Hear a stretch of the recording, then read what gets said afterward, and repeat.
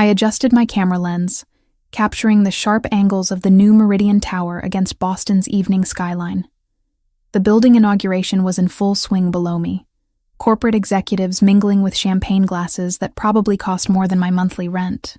I'd been hired to photograph the event for the architectural firm's portfolio, a decent-paying gig that would keep my lights on for another month. Through my viewfinder, I scanned the crowd of suits and evening gowns, looking for interesting compositions. That's when I saw him. My breath caught so abruptly I nearly dropped my camera. Gabriel. 6 years. 6 years since New York.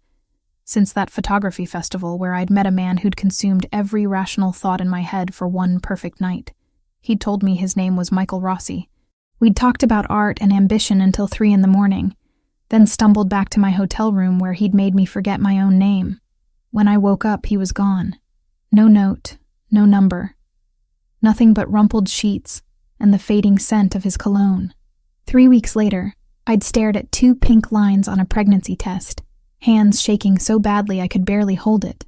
But there he stood, impossibly real, talking with a group of investors near the building's entrance. Same dark hair, same commanding presence that made everyone around him seem smaller somehow. He wore a charcoal suit that fit him like it had been sewn directly onto his body, probably because it had been. The scar through his left eyebrow was new. So was the hardness in his expression. I lowered my camera, my heart hammering against my ribs. Maybe he wouldn't notice me. The venue was packed. I was just another hired photographer, invisible in black pants and a simple blouse. His head turned. Our eyes met across 50 feet of expensive marble flooring. Recognition flashed across his face, followed immediately by something I couldn't identify. Surprise? Calculation? His jaw tightened, and he said something to the man beside him, never breaking eye contact with me. I spun away, focusing my lens on a sculpture near the entrance like it was the most fascinating thing I'd ever seen. My hands were trembling. This was bad. This was so incredibly bad. I hadn't been able to find him 6 years ago. I'd tried everything. The phone number he'd given me was disconnected. Michael Rossi didn't exist in any database I could access.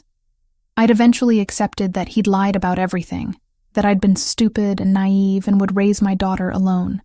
And now he was here, walking toward me with purposeful strides that parted the crowd like water. "Excuse me." His voice was exactly as I remembered, low and smooth with an edge that suggested danger. "We need to talk." "I'm working."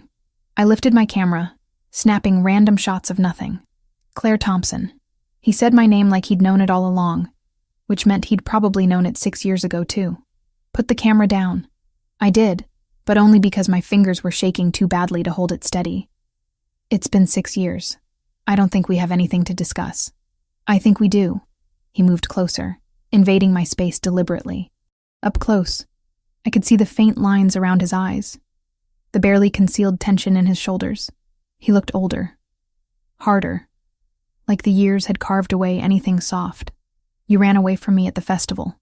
I wanted to find you. You left before I woke up. I had business to handle. I came back an hour later and you were gone. Hotel room cleared out. That stopped me.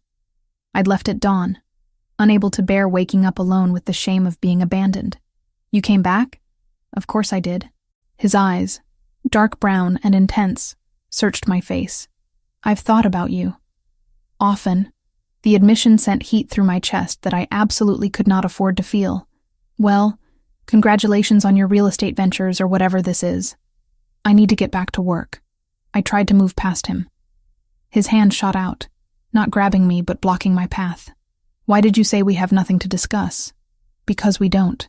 The way you're looking at me says otherwise." He leaned in slightly, and I caught that same cologne, woodsy and expensive.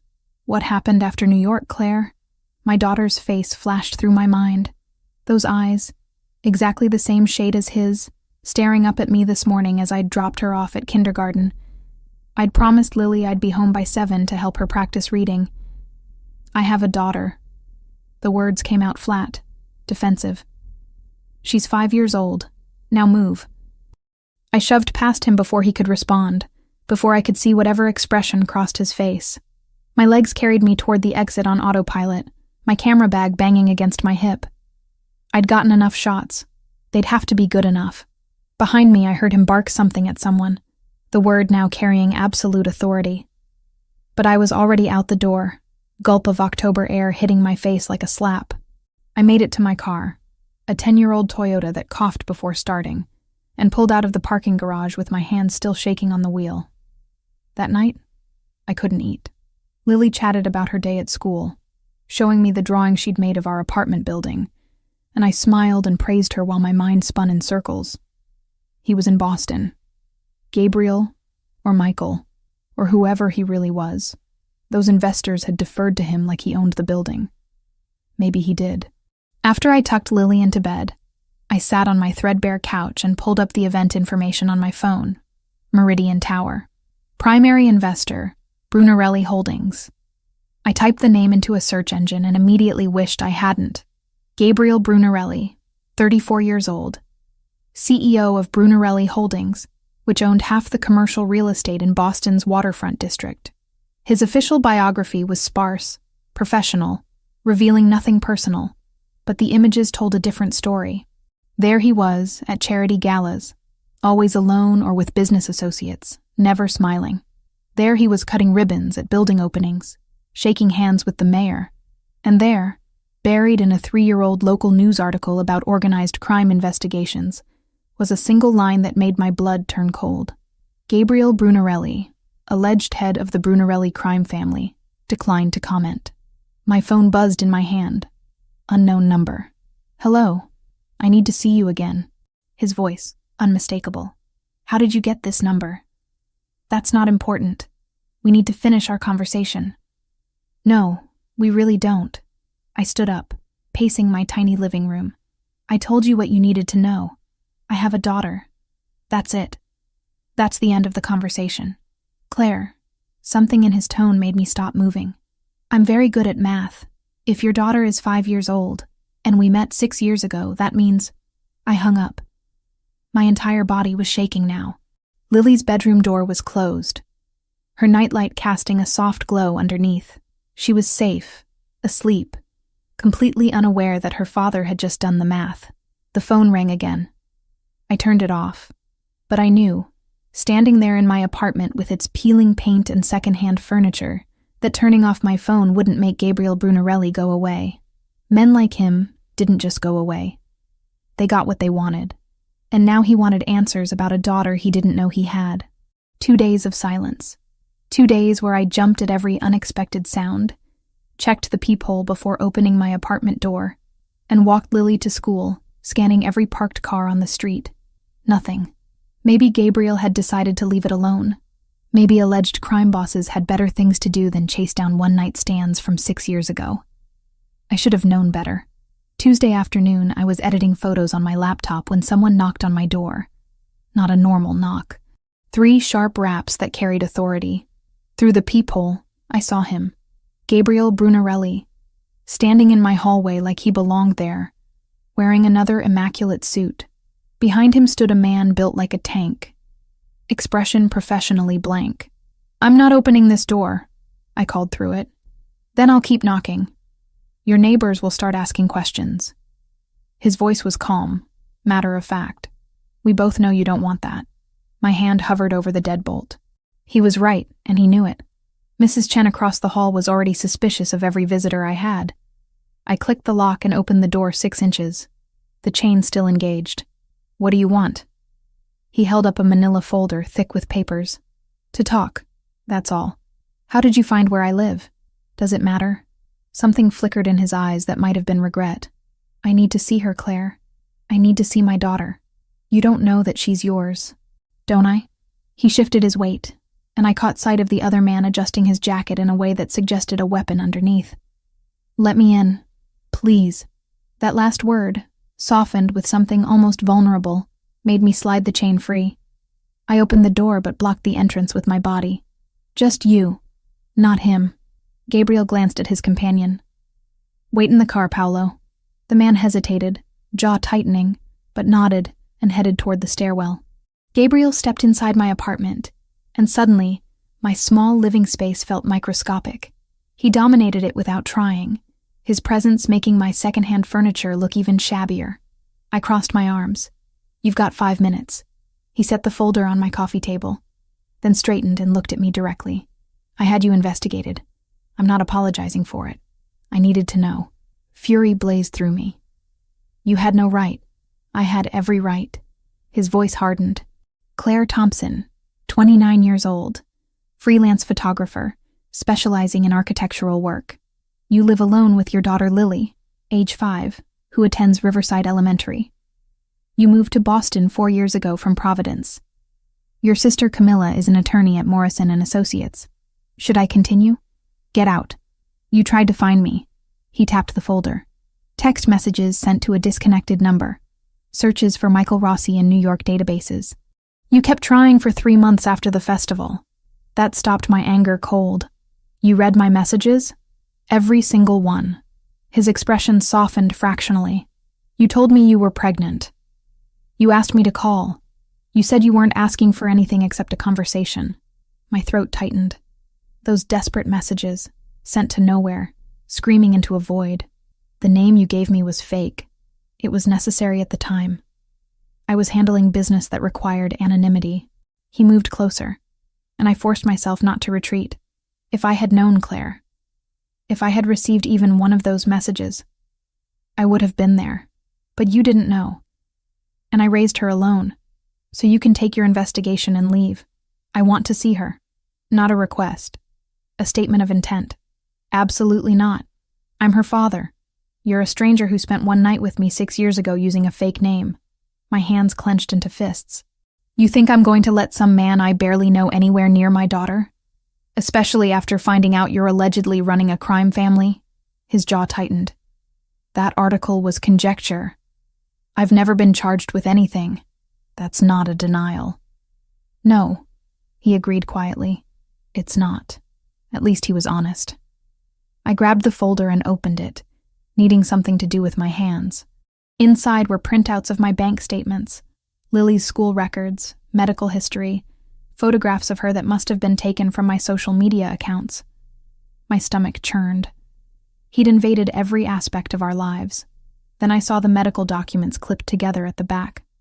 DNA testing information, collection procedures, chain of custody protocols, laboratory specifications. What is this? A paternity test. He pulled a small kit from his jacket pocket. Simple cheek swab. Results in 24 hours. Then we'll both know for certain. I already know for certain. Then you have nothing to fear from proof. He set the kit on the table beside the folder. I'm not trying to take her from you. I'm asking for the truth. Before I could respond, I heard the apartment door open. My sister's voice carried from the entrance. Claire, I picked up Lily from school like you asked. Traffic was terrible. My heart stopped. Gabriel's head snapped toward the sound, his entire body going rigid. Lily bounded into the living room, backpack bouncing, her dark curls escaping from their ponytail. Mommy, we made clay animals today and I made a horse, and Miss Sarah said it was really good and... She skidded to a halt, seeing Gabriel. Those eyes, deep brown and bright with intelligence, locked onto him with undisguised curiosity. Camilla appeared behind her, one hand on Lily's shoulder. My sister took one look at Gabriel, and I watched her lawyer instincts activate. Who are you? But Gabriel wasn't looking at Camilla. He was staring at Lily with an expression I'd never seen on anyone's face. Pure, undiluted shock mixed with something that looked almost like pain. His hand moved unconsciously to his chest, pressing against his sternum like he couldn't breathe. Lily tilted her head, studying him. Are you one of Mommy's photography friends? His voice came out rough, unsteady. He cleared his throat. Yes, I'm a friend of your mother's. I'm Lily. She stuck out her hand with the confidence only a 5-year-old could possess. I'm 5 3/4. Gabriel crouched down slowly, bringing himself to her eye level. He took her small hand in his much larger one, and I saw his fingers tremble slightly. It's nice to meet you, Lily. You're very polite. Thank you. She beamed at him. Mommy says manners are important. The resemblance was devastating up close. Same eye shape, same small dimple in the chin when she smiled. Same way of tilting her head when she was thinking. Even Camilla saw it, her sharp intake of breath audible. "Lily, honey, go wash your hands for snack time," I managed, my voice sounding strange to my own ears. "Okay." She released Gabriel's hand and skipped toward the bathroom, completely unaware of the earthquake happening in my living room.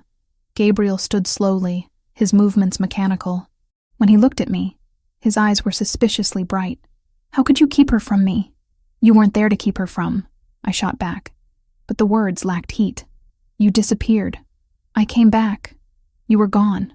His voice cracked slightly. "Claire, she has my eyes. My mother's chin. The way she stands. That's exactly how my sister stood at that age." Camilla stepped forward, positioning herself between us. "I don't know who you are, but I think you should leave. Now." "Camilla, wait." I grabbed my sister's arm. "This is Gabriel Brunarelli. He's Lily's father." My sister's eyes widened fractionally, years of courtroom control keeping her expression neutral. "I see. Does he have proof of that? We're doing a DNA test." Gabriel's voice had regained its steadiness, his control snapping back into place like armor. "With Claire's permission. And if you are her father?" Camilla's lawyer voice was in full effect now. "What exactly are you planning? To be part of her life?" He looked directly at me. "Whatever that takes." Lily emerged from the bathroom, hands still dripping water. "Can Mr. Friend stay for snack? We have apple slices and peanut butter." The absurdity of it almost made me laugh. Here stood Gabriel Brunarelli, alleged crime boss, being offered apple slices by his daughter, who had no idea who he was. "Mr. Friend has to leave," I said gently. "But maybe he'll visit again soon." Gabriel's expression made it clear that maybe wasn't going to be acceptable, but he nodded, reaching into his pocket to pull out a business card. "Call me when you're ready to do the test. The number on this card will actually reach me." I took it, our fingers brushing. That same electric shock from 6 years ago. And if the test confirms what we both already know, then we figure out what comes next. He looked past me to where Lily was climbing onto a kitchen chair. Together. After he left, Camilla made Lily snack while I stood in the living room staring at the DNA kit on my coffee table. 24 hours to confirm what my daughter's face already screamed. 24 hours before my carefully constructed life shattered completely. "You're really going to do it?" Camilla asked quietly. I picked up the kit, feeling its weight in my palm. "I don't have a choice. He knows where we live. He's not going away." My sister sighed. "Then you better get a lawyer, because something tells me Gabriel Brunarelli doesn't do anything halfway." She was right. I called his number that night after Lily fell asleep. He answered on the first ring like he'd been waiting. We scheduled the test for the next morning at a private medical facility he'd arranged. The results came back in 18 hours. 99.9% probability of paternity. Lily Thompson had a father, and I had no idea what happened next. The first 2 weeks of supervised visits felt like walking a tightrope blindfolded. Gabriel arrived every Monday, Wednesday, and Friday at exactly 6 o'clock. Never early, never late. Camilla insisted on being present for the first week, sitting on my worn couch with her lawyer face on, watching every interaction like a hawk. Lily took to him instantly, which somehow made everything worse. She'd show him her drawings, her toy horses, the chapter book she was learning to read. Gabriel would sit cross-legged on my living room floor in his $1,000 suits, listening to her rambling stories with an attention that felt almost desperate. "Why does Mr. Gabriel always wear fancy clothes?" Lily asked me one night after he'd left. "That's just how he dresses for work, honey." "What's his job?" I'd paused, choosing my words carefully. "He helps people with their buildings, makes sure they're safe and nice. Not technically a lie, just spectacularly incomplete." By the end of the second week, I'd relaxed enough to let Camilla sit in the kitchen instead of hovering in the living room. My sister used the time to catch up on case files, while I pretended to edit photographs on my laptop. Really, I was watching them, watching how Gabriel's entire demeanor transformed around Lily. The hard edges smoothed. His shoulders lost their tension. When she laughed, something in his eyes softened in a way that made my chest ache. "He's good with her," Camilla observed quietly one evening after he'd left. "I know. That terrifies you." I closed my laptop. "Shouldn't it? I still don't know who he really is, what he really does." but you're going to find out whether you want to or not." My sister's voice carried the weight of experience. Men like him don't compartmentalize well. Eventually, his world will touch yours. She was right. I just didn't know how soon. Wednesday of the 3rd week, I picked Lily up from school and immediately noticed the black sedan 2 cars behind us. Same one I'd seen that morning on my way to drop her off. Same one parked across from our apartment building when I'd left for a coffee run yesterday. My hands tightened on the steering wheel. Maybe I was being paranoid. Boston had plenty of black sedans. But something about the way it maintained exactly the same distance, the way it turned when I turned, made my skin crawl. At a red light, I grabbed my camera from the passenger seat and adjusted the side mirror. Through my telephoto lens, I captured the license plate clearly, along with a shot of the driver, a thick-necked man with Slavic features wearing sunglasses despite the overcast weather. "Mommy, why are you taking pictures of cars?" Lily asked from her booster seat. "Just practicing, sweetheart." The sedan followed us all the way to our building, finally driving past as I parallel parked. But I saw it circle the block in my rearview mirror. Inside the apartment, I downloaded the photos to my laptop immediately, my pulse hammering. Should I call the police? And tell them what, exactly? That a car was driving on the same roads as me? I had no proof of anything except my own paranoia. Gabriel was due in 2 hours.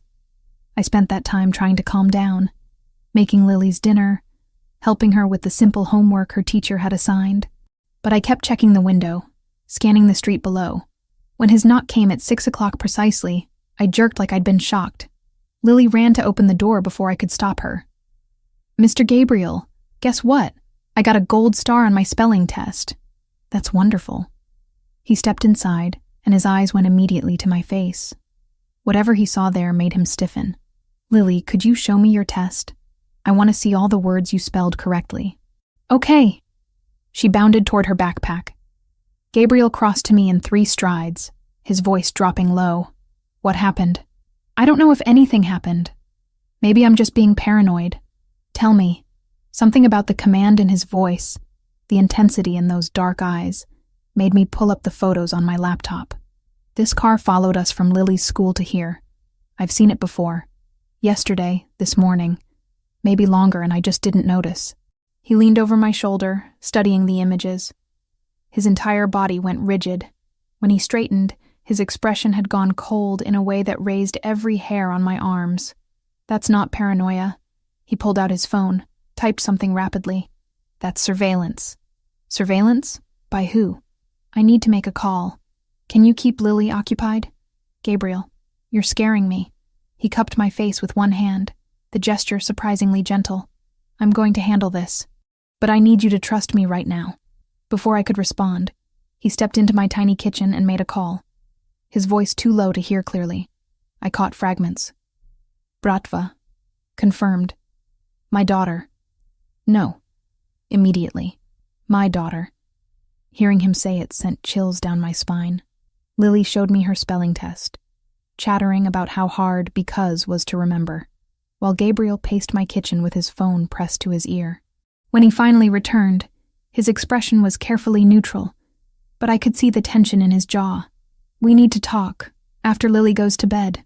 Tell me now." "Not in front of her." His tone left no room for argument. The next 2 hours were torture. Gabriel played with Lily like nothing was wrong, reading her favorite book about horses, letting her teach him a clapping game she'd learned at school. But I felt the undercurrent of danger thrumming through the apartment like a live wire. Finally, Lily was tucked into bed, nightlight glowing. I closed her door and turned to find Gabriel standing in my living room, hands in his pockets, looking more serious than I'd ever seen him. "Talk. The car belongs to the Solntsevskaya Bratva, Russian organized crime." He said it matter-of-factly, like he was discussing the weather. "They've been testing my territory for the past few months. I've been monitoring their movements, trying to determine their endgame. Your territory." My voice came out flat. "So the allegations are true. You run a crime family." "Yes." At least he didn't insult me by denying it. "And these Russians know about Lily." "As of recently, yes. I've kept my personal life extremely private, but clearly not private enough." his hands clenched into fists. They're sending a message, showing me they can reach what matters to me. She's 5 years old. I know. The words came out harsh. Believe me, I know. Which is why you both need to move to my property immediately. I have a secure residence in Brookline with armed guards, surveillance systems, everything needed to keep you safe. Absolutely not. I shook my head violently. I'm not putting my daughter in some fortress surrounded by criminals. You'll be surrounded by protection. There's a difference. Is there? I grabbed my camera, shoving it toward him with the photo still displayed. These people followed my daughter from school, Gabriel. They know where she goes, where we live, probably where I buy groceries. And that's because of you. He flinched like I'd struck him. You think I don't know that? You think I'm not sick over it? Then leave us alone. Walk away. Let us go back to being invisible. It's too late for that. His voice carried absolute certainty. They know she exists. They know she's mine. Walking away won't make them forget that. It'll just leave you unprotected. We've been unprotected for 5 years. We've been fine. You've been unknown for 5 years. That's not the same thing. He moved closer, his presence overwhelming in my small space. Claire, please. I'm asking you to trust me. Move to the property temporarily, just until I can neutralize the threat. Neutralize the threat. I laughed without humor. You mean kill people? I mean handle it. He didn't deny the implication. However necessary. And you wonder why I don't want Lily in your world. She's already in my world. The moment those Russians took that photograph of her getting in your car, she became part of this whether you like it or not. His jaw tightened. I can't change that. But I can keep her safe. Please let me keep her safe. I wanted to scream at him, to throw him out, to pack up Lily and run somewhere they'd never find us. But Camilla's voice echoed in my head. Men like him don't compartmentalize well. Eventually, his world will touch yours. It already had. I need to think about it. You have until tomorrow morning. Not a threat, just a statement. After that, I'm assigning security to follow you whether you agree to the move or not. You can't just... Yes, I can. His eyes held mine. I just found out I have a daughter 3 weeks ago. I'm not losing her because you're too stubborn to accept help. He left before I could respond, the door clicking shut with quiet finality. I stood in my empty living room, staring at the photographs on my laptop screen. That sedan, those tinted windows, the man with dead eyes behind sunglasses. My phone rang. Unknown number. Hello? Ms. Thompson. A voice with a thick accent. You have a beautiful daughter. Such pretty dark curls. My blood turned to ice. Who is this? A concerned citizen. Such dangerous times, yes? So many terrible things can happen to little girls. The line went dead. I barely made it to the bathroom before I threw up, hands shaking so violently I could barely grip the edge of the sink. When I could breathe again, I called Gabriel. He answered immediately. What's wrong? Someone just called me. About Lily. They knew what she looked like. I couldn't finish the sentence. I'm on my way. Lock the door. Don't open it for anyone but me. He was there in 12 minutes. I didn't ask how he'd driven across the city that fast. We're moving to your property, I said before he'd fully stepped inside. Tomorrow. First thing. He exhaled slowly, some of the tension leaving his shoulders. You made the right choice. Did I? I wrapped my arms around myself. Or did I just agree to lock my daughter in a golden cage? You agreed to keep her alive. He pulled out his phone. I'll have everything arranged by morning. Pack what you need. Everything else can be replaced. After he left to make preparations, I stood in Lily's doorway watching her sleep. She looked so peaceful, one arm thrown over her stuffed horse, completely unaware that our lives had just changed forever. I'd spent 5 years protecting her from the world. Now I had to trust a man I barely knew to do the same. God help us both. I didn't sleep. How could I? Every creak in the building, every car door slamming outside, every footstep in the hallway sent my heart into my throat. I sat on Lily's floor with my back against her bed, watching shadows move across the ceiling, my phone clutched in one hand. Camilla arrived at 6 in the morning looking like she'd slept about as well as I had. I'd called her after the threat, and she'd immediately shifted into crisis mode. "You're really doing this?" She set 2 coffees on my kitchen counter, eyeing the packed duffel bags by the door. "I don't have a choice." I wrapped my hands around the cup, needing the warmth. "They called me Camilla. They described her." My sister's jaw tightened. "I know, and I hate that I'm about to say this, but Gabriel's right. Moving to a secure location is the smart play here. Since when do you defend him?" "Since someone threatened my niece." She took a long drink of coffee. "Look, I don't like the man's profession any more than you do. But I've seen enough criminal cases to know how these organizations operate. The Bratva doesn't make empty threats, Claire. If they're showing interest in Lily, you need serious protection. So I'm just supposed to accept that my daughter's life now requires armed guards? You're supposed to accept reality." Camilla's voice softened. "I'm a lawyer, not a bodyguard. Gabriel has the resources to keep you both safe. Use them." Lily woke up confused about why we were packing, why Mr. Gabriel was taking us on a special trip to his big house. I'd practiced the explanation all night, keeping it simple, age-appropriate. We were going to stay somewhere fun for a little while. She'd have her own room, a huge yard to play in, and Daddy would be there.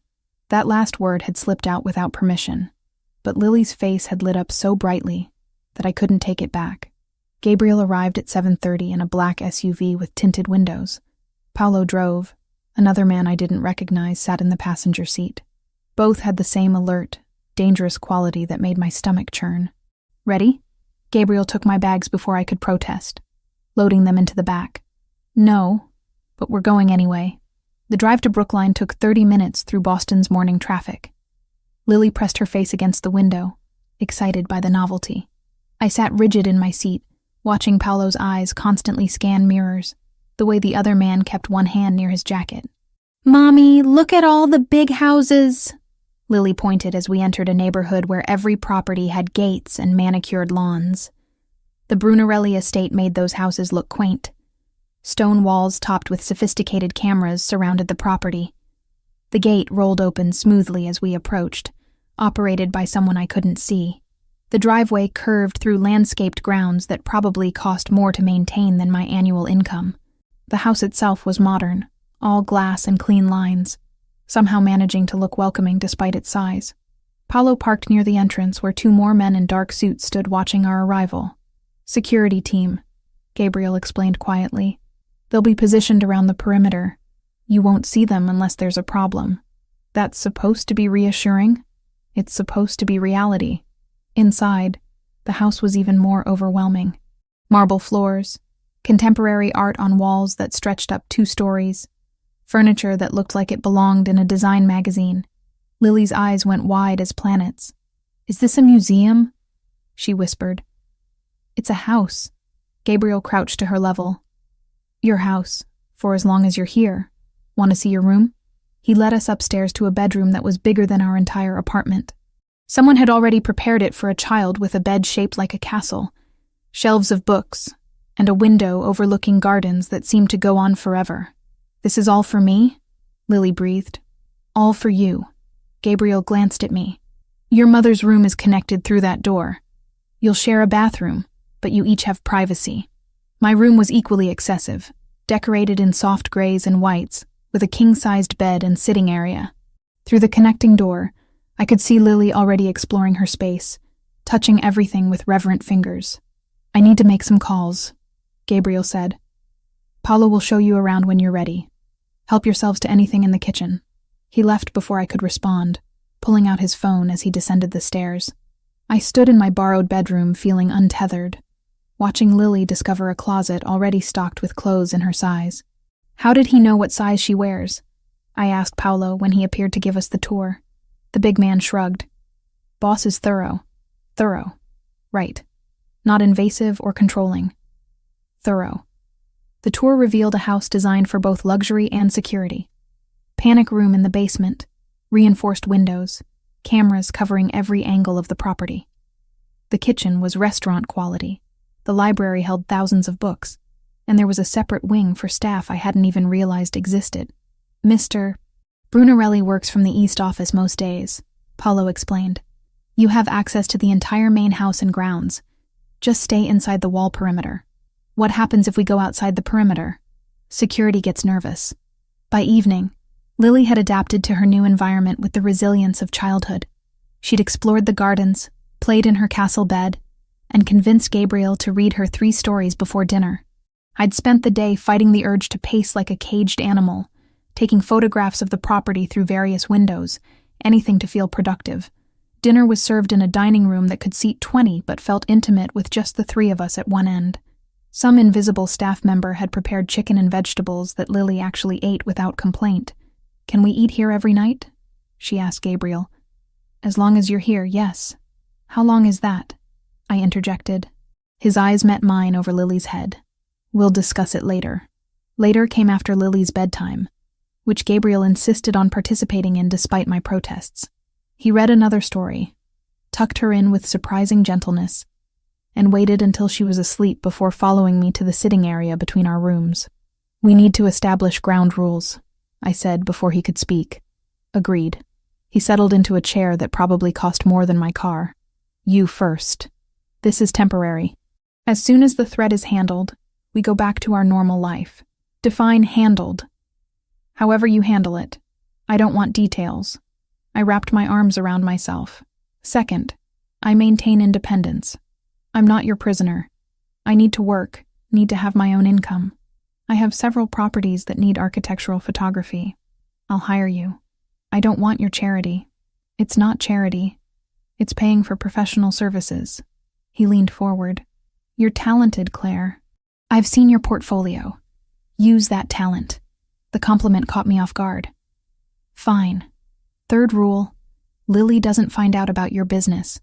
Ever. As far as she's concerned, you're just her father who happens to be wealthy. Agreed. Though she'll figure it out eventually. Not while she's 5. Fair enough. He stood, moving to the window overlooking the dark gardens. My turn. First, you follow security protocols without argument. If Paulo or any of my men tell you to do something, you do it immediately. I'm not taking orders from... You are, if it keeps Lily alive. His voice hardened. This isn't negotiable. Second, you keep me informed of everything.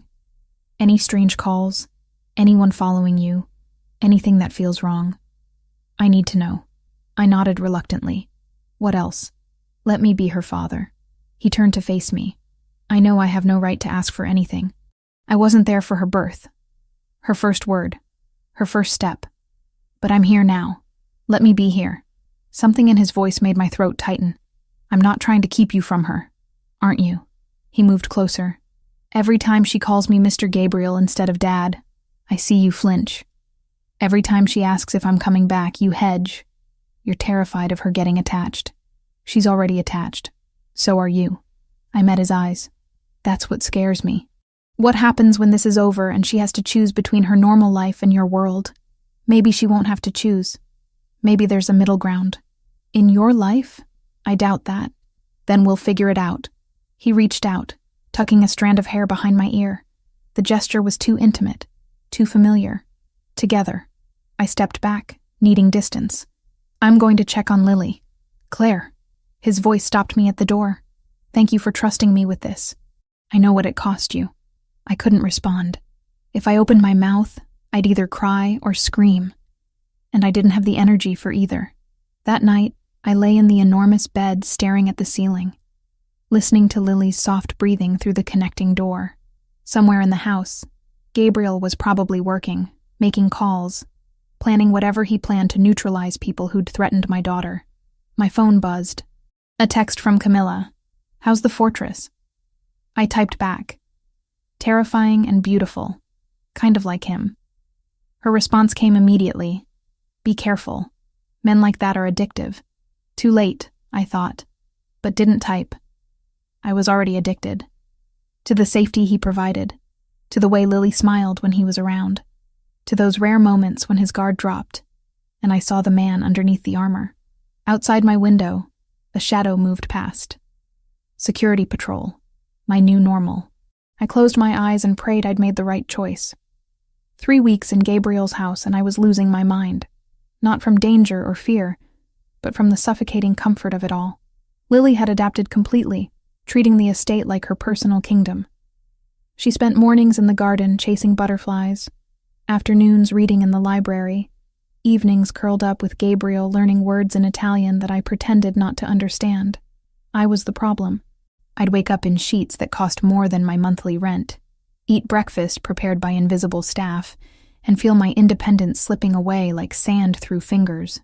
"You're restless," Gabriel observed one morning as I paced the kitchen for the third time while Lily ate pancakes. "I need to work. Real work. Not just sitting around being protected. I told you I'd hire you for photography projects. You said that 3 weeks ago. I haven't seen a single assignment." I leaned against the marble counter. "I'm going stir-crazy, Gabriel. I need to feel useful." He studied me with those dark eyes that saw too much. "I have something. But you'll need security. Obviously. I seem to need security for everything now." If he caught the bitterness in my voice, he didn't acknowledge it. "There's a hotel under renovation downtown. Luxury property, historic building. I need architectural shots for the marketing materials before the grand opening next month. Finally." "When?" "This afternoon if you're ready. I'll drive you myself." The hotel was in Boston's Back Bay, a Gilded Age building being restored to its former glory. Paolo followed in a separate car, maintaining distance but never out of sight. Gabriel led me through the construction site, pointing out details, explaining his vision for the space. "You actually care about this," I said, photographing an ornate ceiling medallion being restored by craftsmen. "Why wouldn't I? I don't know. I guess I thought your legitimate businesses were just fronts." "Some are. This one isn't." He watched me adjust my camera settings. "My grandfather was a stone mason. Built half the churches in Sicily before he came here. I grew up understanding that buildings outlive the people who create them. They matter." It was the most personal thing he'd shared since I'd moved in. I lowered my camera. "Is that why you went into real estate? Family legacy?" "Partly. Also because commercial property can't be easily traced or seized. It's stable in ways other enterprises aren't." He caught himself. "Sorry. You said you didn't want details about the business." "That's not detail about crime. That's just good financial planning." His mouth quirked in something almost like a smile. "See? We can talk about my world without you running away." I returned to photographing, but something had shifted. The hotel was stunning. All soaring ceilings and intricate woodwork. Gabriel moved through it like he belonged, occasionally stopping to inspect work, exchange words with the foreman. He was good at this. The legitimate businessman role. I could almost forget the armed guards outside, the reasons we were here. We worked through the afternoon, moving from room to room. Gabriel carried my equipment, held reflectors when I needed them, stayed quiet when I was composing shots. It felt normal, almost like a date. "Getting hungry?" he asked around 5 o'clock. "Starving, actually. There's a restaurant 3 blocks from here. Best carbonara outside of Rome. Is it safe?" His expression darkened slightly. "I own the building. Security is already positioned. But if you'd rather go back..." "No." The word came out too quickly. "No, I'd like that. To eat somewhere that isn't your dining room." The restaurant was intimate. Exposed brick and dim lighting, mostly empty in the early evening. Gabriel had reserved a corner table with clear sightlines to all exits. I noticed but didn't comment. "Lily would love this place," I said, studying the menu. "She's been asking about trying new foods. We could bring her, maybe Sunday dinner. You want to take a 5-year-old to your expensive restaurant?" "I want to take my daughter wherever she wants to go." He set down his menu. "Is that strange?" "No, it's sweet." I paused. "She asked me yesterday when she could call you Dad." "Not Mr. Gabriel. Just Dad." Something flickered across his face, vulnerable and raw. "What did you tell her?" I said whenever she felt ready. I met his eyes. "I won't keep that from her. Whatever else I'm scared of, I won't keep you from being her father. Thank you." His voice had gone rough. "You don't know what that means." Dinner arrived, and we ate mostly in comfortable silence. I caught myself watching him, the way his hands moved, the rare moments when his expression softened. This was dangerous territory. I was supposed to be maintaining emotional distance, protecting myself and Lily from getting too entangled in his complicated world. Instead, I was sitting across from him at a romantic restaurant, feeling more relaxed than I had in months. "Tell me about your photography," he said over wine. "When did you start?" "High school. My mom bought me a cheap digital camera for my birthday. I started taking pictures of buildings because they didn't move or complain." I smiled at the memory. People said I had an eye for it. Architecture programs recruited me for college. "Why didn't you go?" "Got pregnant instead." I said it without bitterness. Community college while working part-time, then freelancing once Lily was old enough for school. Not the glamorous artist life I'd imagined, but it's mine. It's impressive. He leaned back, studying me. Raising a child alone, building a career, staying independent. Most people would have given up. Giving up wasn't an option. Lily needed me. She's lucky to have you as her mother. The compliment settled warm in my chest. You're good with her too. Better than I expected. Expected me to be terrible. Expected you to be distant. Uncomfortable. Men in your position don't usually prioritize family. Men in my position usually don't find out they have a 5-year-old daughter. His expression grew serious.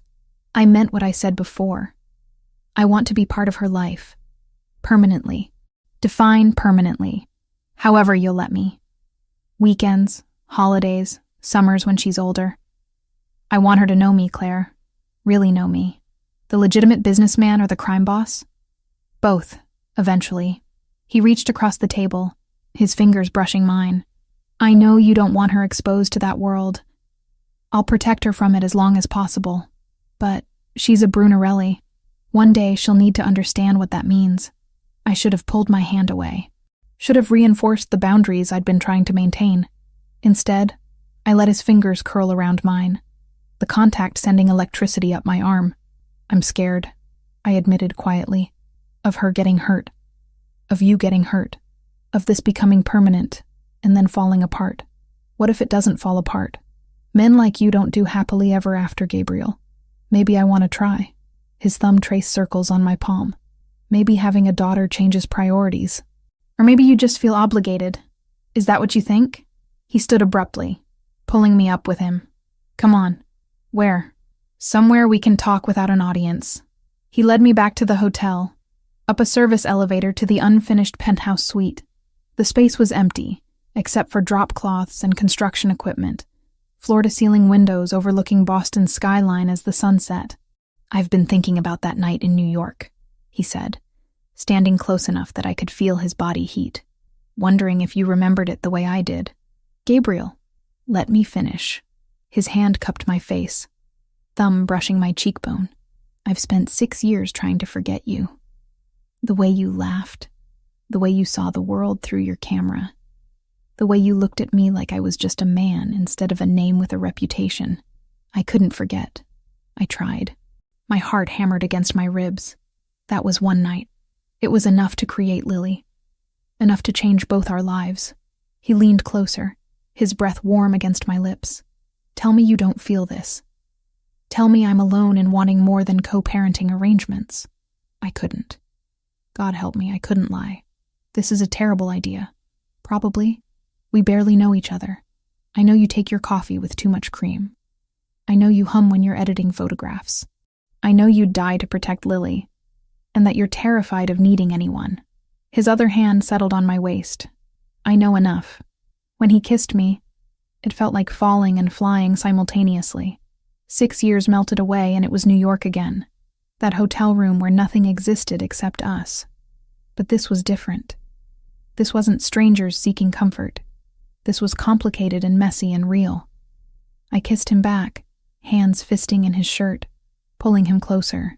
His arms wrapped around me, and I felt safe in a way that had nothing to do with armed guards or fortress walls. When we finally broke apart, both breathing hard, reality crashed back in.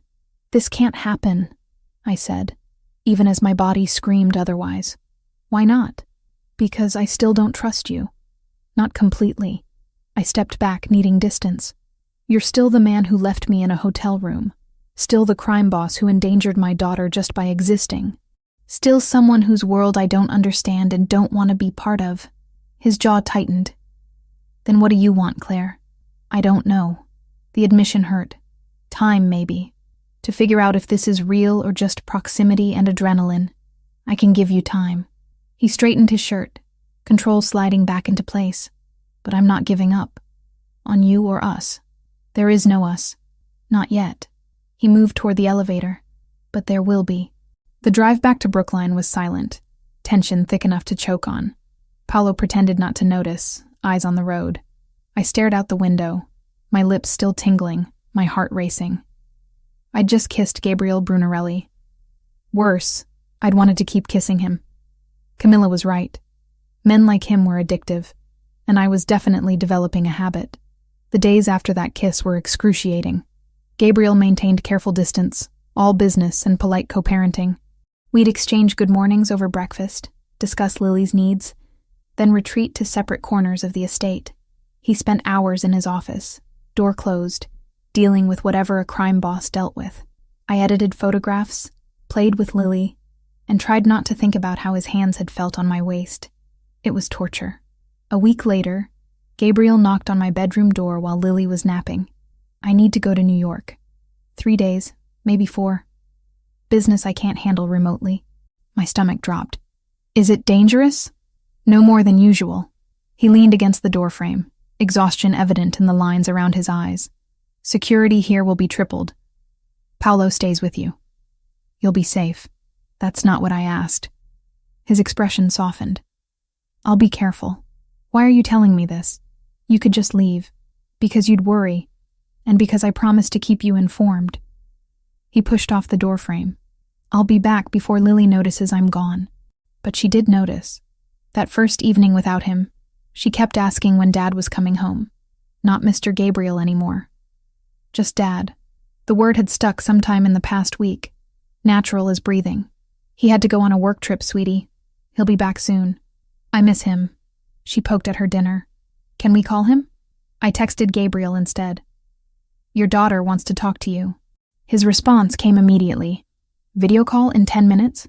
We set up my laptop in Lily's room, and she lit up when his face appeared on screen. He was in what looked like a hotel room, still wearing a dress shirt, but with the top buttons undone. Tie discarded. Dad! Mommy said you had to work far away. I did, little one. But I'm coming home soon. His voice carried a warmth I'd only heard him use with her. Were you good for your mother today? Yes. I read 3 whole chapters by myself, and Paolo taught me how to play chess, and Mommy took pictures of me in the garden. They talked for 20 minutes, Gabriel patiently answering her rambling questions about New York, about his hotel, about whether he missed her. When Lily finally wound down, yawning, I sent her to brush her teeth. You're still there, Gabriel said when I didn't close the laptop. Yeah. I sat on the edge of Lily's bed, studying his face on the screen. She really misses you. I miss her too. A pause. Just her? The question hung between us. I should have deflected, should have kept the boundaries I'd established. Instead, I heard myself say, no, not just her. His eyes darkened. Claire, don't say anything. I ran a hand through my hair. I'm trying to be smart about this, Gabriel. Trying to protect myself and Lily from getting too attached to something that might not last. And if it does last, then we'll deal with it when we get there. Lily's footsteps were coming back down the hall. She's coming. We should go. Wait. His voice stopped me. When I get back, I want to talk. Really talk. Not about Lily or security or business. About us. There's no us. You just admitted you miss me. Missing someone doesn't make them safe to love. Lily burst back into the room before he could respond, demanding one more good night from Dad. After we hung up, she fell asleep quickly, exhausted from her day. I sat in the darkness listening to her breathe, my mind spinning. Safe to love. Had I really said that? The next 2 days dragged. I photographed every corner of the estate, edited until my eyes burned, played endless games with Lily. Paolo was a constant presence, professional and silent. At night, I lay awake, wondering if Gabriel was safe, if he was thinking about me, if I was losing my mind. He returned on the 3rd evening, looking exhausted but unharmed. Lily threw herself at him with such force he stumbled back, laughing. I watched from the doorway, something painful and sweet twisting in my chest. After dinner, after Lily was tucked in bed, Gabriel found me in the library. I'd been pretending to read for an hour, the same page open the entire time. "We need to talk," he said. So talk. He sat beside me on the leather couch, close enough that his shoulder brushed mine. New York was complicated. The Bratva situation is escalating. Fear spiked through me. Should we be worried? I'm handling it. But it might take longer than I hoped. He turned to face me. Which brings me to something I need to say. I know you want time to figure out what this is between us. I'm trying to give you that. But Claire, I need you to understand something. What? I didn't plan any of this. Didn't plan to find you again. Didn't plan to discover I had a daughter. Didn't plan to fall for you all over again. His hand found mine, fingers intertwining. But here we are. And I don't know how to be casual about you. Gabriel, let me finish. His thumb traced circles on my palm, the same gesture from the restaurant. My father was a cold man. Brilliant businessman. Terrible parent. He taught me that family was weakness, that emotions were liabilities. I believed that for 34 years. And now I have a daughter who looks at me like I hung the moon. And I have you, who sees exactly who I am and stays anyway. That's not weakness, Claire. It's the strongest thing I've ever felt. My throat tightened. You barely know me. I know that you hummed the same song every morning in New York while making coffee. Some old jazz standard your mother used to play. His free hand cupped my face. I know you chew your bottom lip when you're editing photographs. I know you sleep on the left side of the bed with one foot sticking out from under the covers. I know you'd walk through fire for Lily without hesitation. You can't possibly know all that. I've been paying attention. His voice dropped lower. I've been paying attention to you for 3 weeks, watching how you move through my house like you're trying not to leave a mark. How you smile at Lily but barely let yourself be happy. How you look at me when you think I'm not watching. How do I look at you? Like you want to trust me but don't know how. He leaned closer, his breath warm against my lips. Like you're terrified of wanting this. I am terrified. Why? Because my father left when I was 7. Because every man I've ever trusted has disappointed me. Because you're a crime boss whose world could swallow us whole. The words tumbled out faster than I could stop them. Because I'm already half in love with you, and we haven't even had a real conversation until now. His entire body went still. Say that again. Which part?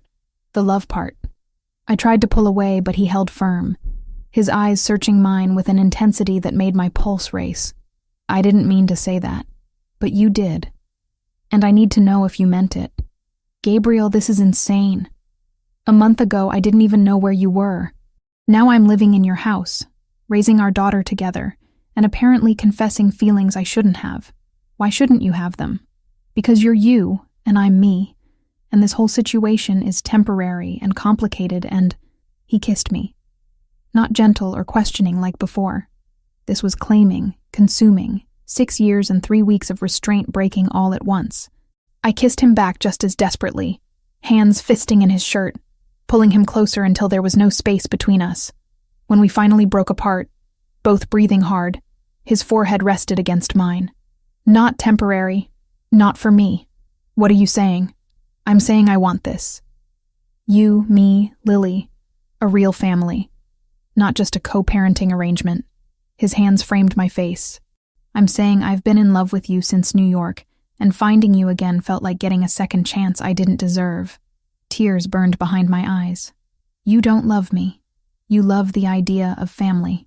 I love that you call me out when I'm being controlling. I love that you negotiate boundaries like you're drafting a peace treaty. I love that you take photographs of broken things and make them beautiful. He kissed my forehead, my cheeks, my jaw.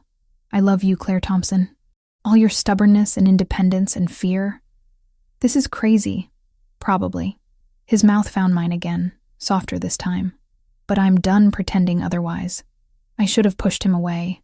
Should have reinforced the walls I'd built so carefully. Instead, I melted into him, letting myself feel what I'd been fighting for weeks. The safety of his arms, the warmth of his kiss, the terrifying hope that maybe this could actually work. We stayed on that couch for hours, talking between kisses. He told me about growing up in his father's shadow, about the weight of expectations and legacy. I told him about raising Lily alone, the exhaustion and joy of single motherhood. We talked about New York, about the 6 years between, about all the ways we'd almost found each other again. What happens now? I asked as the clock struck midnight. Now we stop fighting this. He tucked hair behind my ear. Now we figure out how to make this work. With the Bratva situation still hanging over us, his expression darkened. I'm ending that. Soon. I won't have threats against my family. How? However necessary. He kissed my palm. But you don't need to worry about that. That's my world, my responsibility. Gabriel, if we're really doing this, you can't keep compartmentalizing. Your world is Lily's world now, and mine. I know. His jaw tightened. That's what terrifies me. But I'll handle it. I promise. We finally separated around 1 a.m, both reluctant. At my bedroom door, he kissed me one more time, slow and thorough. Sleep well, Claire. You too. But I didn't sleep. I lay in bed replaying every word, every touch, wondering if I'd just made the best or worst decision of my life. In the morning, Lily found us having coffee together in the kitchen, sitting closer than necessary. She looked between us with a child's uncanny perception. Are you and Daddy friends now? I glanced at Gabriel, who was trying not to smile. Yeah, sweetie, we're friends. Good. She climbed into his lap with easy affection. Daddy should stay forever. Over her head, Gabriel's eyes met mine. Forever was a long time, a terrifying time, but maybe, just maybe, it was worth the risk. For 4 days we existed in a bubble. Gabriel worked from home, joining us for meals, reading to Lily before bed, stealing kisses in hallways when our daughter wasn't looking. It felt almost normal, like we were an actual family instead of 3 people thrown together by circumstance and biology. I should have known it wouldn't last. Wednesday afternoon, Gabriel's phone rang during lunch. He glanced at the screen and his entire expression changed, warmth draining into something cold and dangerous. I need to take this. He stepped away from the table, voice dropping too low to hear. Lily continued eating her sandwich, oblivious. I watched Gabriel through the kitchen doorway, the tension in his shoulders, the way his free hand clenched into a fist. When he returned 5 minutes later, his face was carefully neutral. I have to go to New York. Tonight. My stomach dropped. For how long? 3 days maximum. He glanced at Lily, then back to me. We'll talk after dinner. The rest of the afternoon stretched like taffy. Gabriel disappeared into his office, door closed. I could hear his voice occasionally, sharp commands in English and what sounded like Italian. Paolo appeared, then 2 other men I recognized as part of Gabriel's security team. They all looked grim. After Lily went to bed, I found Gabriel in his office packing a leather bag. His movements were efficient, practiced. This wasn't his first time leaving for dangerous business. Tell me what's happening. He didn't look up. The Bratva made a move against one of my warehouses in New York. Burned it to the ground. Was anyone hurt? 3 of my men. 2 with minor injuries, 1 critical. His jaw tightened. This is escalation. They're pushing for war. Fear crawled up my spine. And you're going to give it to them. I'm going to end this. Finally, he met my eyes. I told you I wouldn't let threats against my family stand. This ends now. By doing what, exactly? You don't want those details. Stop protecting me from reality. I moved closer. If you're going to war, I have a right to know. He set down the shirt he'd been folding. I'm meeting with intermediaries. Neutral parties who can facilitate negotiation. The Bratva wants territory, I'll give them some. Not the port, not my core holdings, but enough to satisfy their expansion. That's it? Just negotiation? If they're reasonable, yes. If not, he trailed off, but his expression finished the sentence. Gabriel, you can't just... I can and I will. His voice turned hard. They threatened you. They threatened Lily. That's not something I forgive or forget. So you'll kill people? Start a war that could get you killed? If necessary. He cupped my face, thumb brushing my cheekbone. Claire, this is what I do. This is who I am. I protect what's mine. We're not possessions. No, you're everything. He kissed my forehead, which is exactly why I won't let this threat continue. I wanted to argue, to make him promise to choose safety over vengeance, but I saw the determination in his eyes and knew it would be pointless. This was the man I'd agreed to let into our lives, the crime boss, not just the father. When do you leave? 2 hours. Paolo will stay here with you. Security is being tripled as of now. Don't leave the property for any reason. What if something happens to you? His expression softened. Nothing will happen to me. I've been doing this for 15 years, Claire. I know how to handle territorial disputes. But what if... He kissed me, cutting off the protest. When he pulled back, his eyes were intense. If something happens, Paolo has instructions. You and Lily will be protected. Always. But nothing is going to happen. I promise. I wanted to believe him. Instead, I held him tighter, memorizing the feel of his arms around me, the steady beat of his heart against my ear. Gabriel left at 9 o'clock, carrying his bag and wearing a different expression than I'd seen before. This was the mob boss, the man who controlled an empire. He kissed Lily's sleeping forehead, then kissed me at the door with an intensity that felt like goodbye. 3 days, he repeated. Then this is over. I watched his car disappear down the driveway, Paolo standing beside me. He'll be fine, the big man said quietly. Boss knows what he's doing. Do you really believe that? I've seen him survive worse. Paolo's expression was unreadable. Come inside, Ms. Thompson. Need to lock down the property. That night, I barely slept. Every sound made me jump. Every shadow looked threatening. I checked on Lily a dozen times, finding her peaceful each time. How did children sleep so easily when their parents' worlds were crumbling? The next day crawled past. Lily asked about Dad repeatedly. I made excuses, kept her occupied with games and books. Paolo maintained professional distance, but I caught him checking his phone constantly, jaw tight. Any word? I asked after lunch. He's in meetings, that's all I know. Is that good or bad? It's normal, but Paolo's expression suggested otherwise. That night, Lily and I had just finished dinner when every light in the house went out. Complete darkness, sudden and absolute. Lily whimpered and I grabbed her immediately, pulling her close. Paolo? My voice cracked. Stay where you are. His voice came from somewhere to my left. Don't move. Then I heard it. Gunfire. Not close, but unmistakable. Pop, pop, pop in rapid succession, followed by shouting. Basement now. Paolo's hand found my arm in the darkness. Move. I ran blind, trusting him. Lily clutched against my chest. She was crying, asking what was happening, why it was dark. I couldn't answer because my throat had closed with terror. Paolo guided us downstairs I couldn't see, through a door that clanged shut behind us with the finality of a vault. Emergency lights flickered on, revealing the panic room Gabriel had shown me weeks ago. Steel walls, reinforced door, enough supplies for days.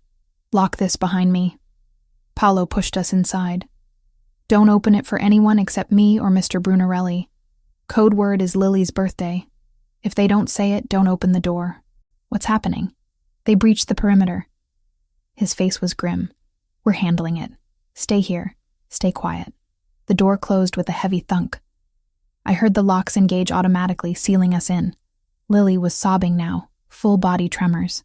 I sank to the floor, pulling her into my lap, rocking her like I had when she was a baby. It's okay, baby. We're safe. Dad has a special safe room for us. I want Dad. Her voice was muffled against my chest. I know, sweetheart. Me too. More gunfire, muffled through the steel but unmistakable. Shouting in languages I didn't understand. An explosion that shook the walls. Lily screamed and I held her tighter, humming that jazz standard my mother used to play, the one Gabriel said I'd hummed in New York. Time stopped meaning anything. Minutes felt like hours. Lily's crying eventually exhausted itself into hiccuping sobs. Then silence. She stayed pressed against me, her small body trembling. I stared at the steel door and prayed. Prayed that Paolo and the security team could handle whatever was happening. Prayed that Gabriel was safe in New York. prayed that I'd made the right choice bringing Lily into this world. Then, silence. Complete, absolute silence that was somehow worse than the gunfire. I waited, every muscle locked, barely breathing. Lily had fallen into an exhausted sleep against my shoulder. My arms ached from holding her, but I didn't dare move. Finally, after what felt like hours, footsteps. Someone trying the door handle. "Ms. Thompson?" Paulo's voice, rough. October 23rd, Lily's birthday. I scrambled up, still holding her, and hit the release button. The door swung open. Paulo stood there covered in blood, though I couldn't tell if it was his. Behind him, I could see 2 other security guards, weapons drawn, looking equally battered. It's over. They're gone. What happened? 8 men tried to breach the property. We neutralized the threat. His expression was hard. "Need to call Mr. Brunarelli. Let him know what happened. Is he okay? Haven't heard otherwise." Paulo pulled out his phone, already dialing. "Let's get you upstairs. Power's being restored now." The main house looked like a war zone. Bullet holes in walls, shattered windows, furniture overturned. But the security team had held. 3 wounded guards were being tended to in the kitchen. No one on our side was critical. I sat on the couch, still holding Lily, while Paulo talked rapidly into his phone. I caught fragments. "Yes, both safe. 8 hostiles, all neutralized. Yes, sir." He handed me the phone. "He wants to talk to you." Gabriel's voice was strained, barely controlled. "Are you hurt? Is Lily hurt?" "We're fine. Scared, but fine." My own voice shook. "Gabriel, they attacked your house while you were gone. They knew." "I know. I'm getting on a plane now. I'll be there in 3 hours." A pause. "Claire, I'm so sorry. This should never have happened. You couldn't have known. I should have anticipated it. Should have had better security." His voice cracked slightly. When Paulo called, when he said there was an attack, I thought, "We're okay." Paulo got us to the panic room. "Your security team handled it." "I'm coming home, right now. This ends tonight." "What does that mean?" "It means I'm done negotiating." The coldness in his voice raised chills. The Bratva wanted war. They're going to get it. He hung up before I could respond. I handed the phone back to Paulo. Numb. "Boss is coming back," Paulo said unnecessarily. "Until then, we're on full lockdown. No one in or out." I nodded, too shocked to argue. Lily stirred against me, opening her eyes. "Mommy, I'm here, baby. Where's Dad?" "He's coming home. He'll be here soon." Soon was 3 hours that felt like days. Security cleaned up debris, boarded windows, took positions around the property. Someone brought us food we couldn't eat. Lily clung to me, silent and pale. When Gabriel finally burst through the door, Lily launched herself at him with a wail. He caught her, his face raw with emotion, holding her like she might disappear. "I'm here, little one. I'm here. You're safe." Over her head, his eyes found mine. I saw fury there, and guilt, and something that looked like fear. He crossed to me in 3 strides, pulling me against him with his free arm, Lily sandwiched between us. "I'm sorry. God, Claire, I'm so sorry. You couldn't have known. I should have been here." His hand fisted in my hair. "I should have been here to protect you. Your men protected us. Paulo protected us. But he just held us tighter, his body shaking slightly. This was the first time I'd seen him truly shaken, the control cracking completely. "It's over," he said finally, voice rough. "I promise you, this is over." The Bratva crossed a line they can't uncross. "Gabriel, they came after my family, my daughter." His eyes met mine, dark and absolute. "That's unforgivable, and I don't forgive." Standing there in his destroyed house, our daughter between us still crying, I understood completely. This was his world. Violence and vengeance and protection at any cost. And terrifyingly, I understood his rage. They'd threatened Lily. My baby girl had sobbed in a steel room while gunfire echoed above us. For that, I wanted them to pay too. The morning after the attack, Gabriel disappeared into his office before dawn. I heard his voice through the closed door, speaking in rapid Italian, the tone leaving no room for argument. Lily slept late, exhausted from trauma. I sat in the breakfast room drinking coffee and watching security teams replace windows, repair bullet damage, erase evidence of violence. Paolo appeared around 8, looking like he hadn't slept. "Boss wants to see you. I'll watch Lily." Gabriel's office was immaculate as always, no sign of the chaos from last night. He stood by the window, phone pressed to his ear, shoulders rigid. When he saw me, he ended the call abruptly. "How's Lily?" "Still sleeping. She'll have nightmares for weeks." I crossed my arms. "Tell me what's happening." "I'm ending this. Today." He moved to his desk, pulling up something on his computer. "Paolo is arranging a meeting with neutral intermediaries. Representatives from the Commission, people even the Bratva respects." "The Commission?" "Governing body for organized crime families on the East Coast. They don't like wars. Bad for business." His voice was clipped, professional. "I'm offering the Bratva a deal they'd be stupid to refuse. Territory north of Cambridge, 3 of my smaller operations, and a guarantee of no retaliation for yesterday's attack. You're rewarding them for attacking us? I'm giving them enough to save face while demonstrating strength." He looked at me finally. "They lost 8 men last night. We lost none. The message is clear. They can take the deal and walk away, or they can continue and be destroyed. And if they don't take it," his expression turned cold, "then I handle it permanently." I wanted to ask what that meant, but I already knew. Instead, I asked, "When?" "Negotiations start at noon. Should be resolved by tonight." He crossed to me, hands settling on my shoulders. "I need you to trust me on this." "I do trust you." That's what terrifies me. Why? Because 6 weeks ago I would have run from this. Would have taken Lily and disappeared rather than accept this life. I met his eyes.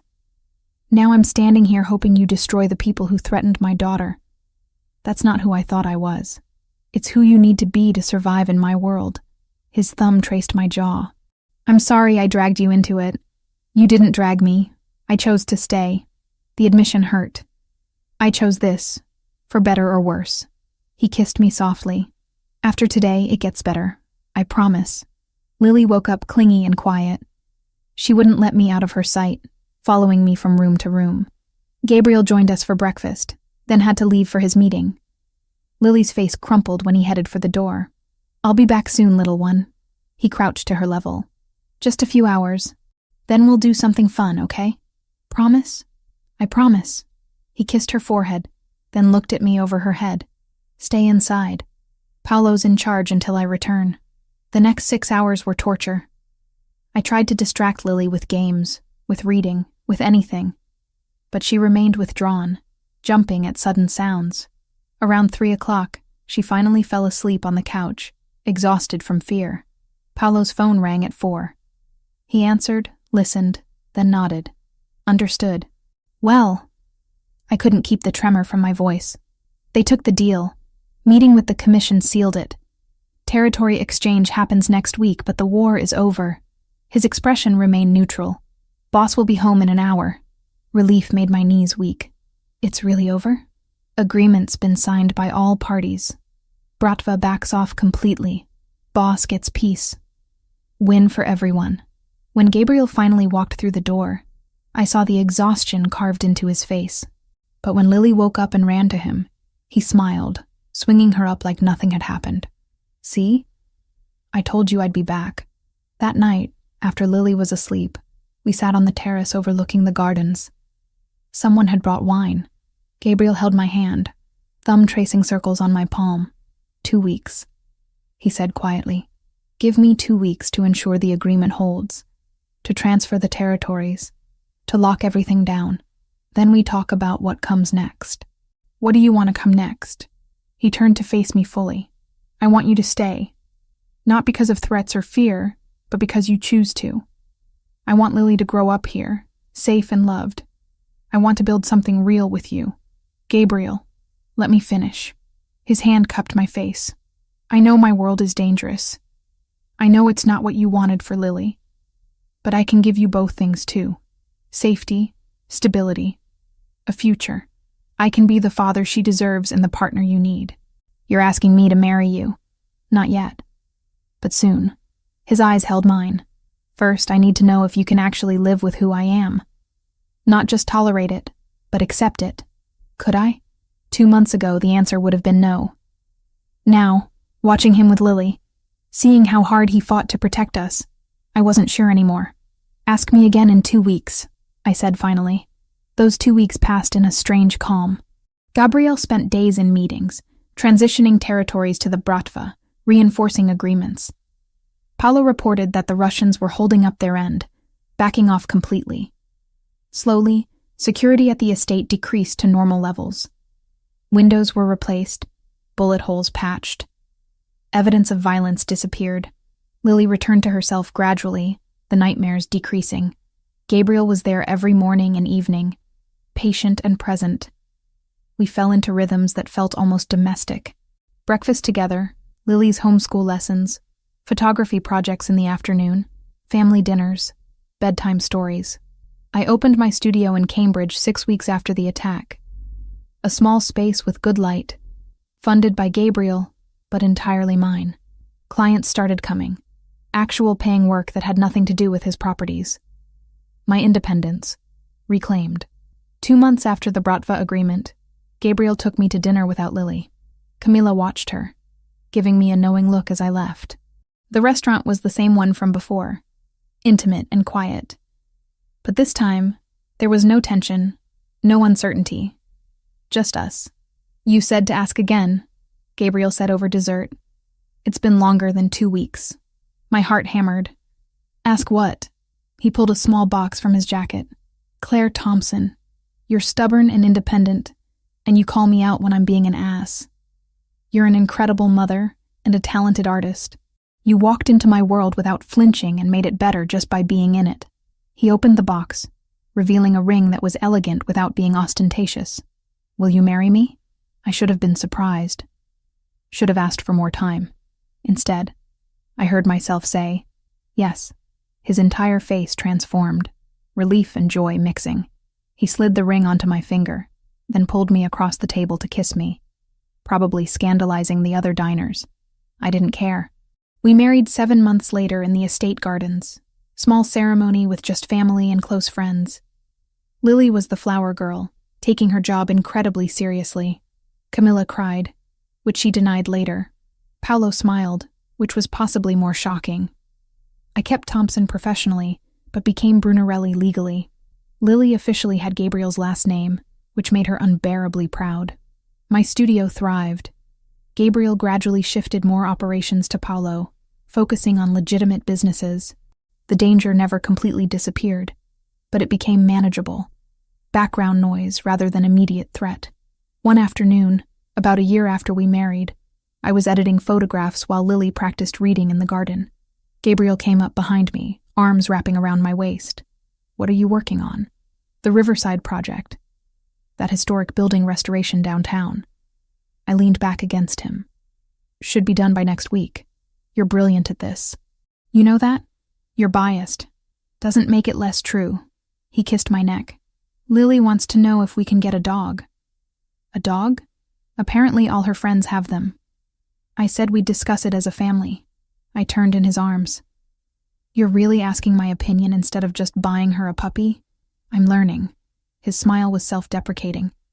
Took almost 2 years, but I'm learning. Get the dog. She'll be thrilled. We stood there watching Lily through the window.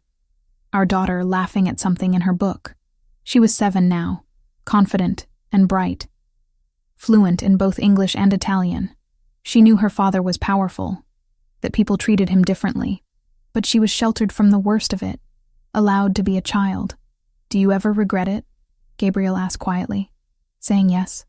I thought about that night at the building inauguration. The shock of seeing him again. The DNA test, the threats, the attack. Moving into this house, falling in love despite every logical reason not to. Building a life in a world I never wanted to be part of. No, I said honestly.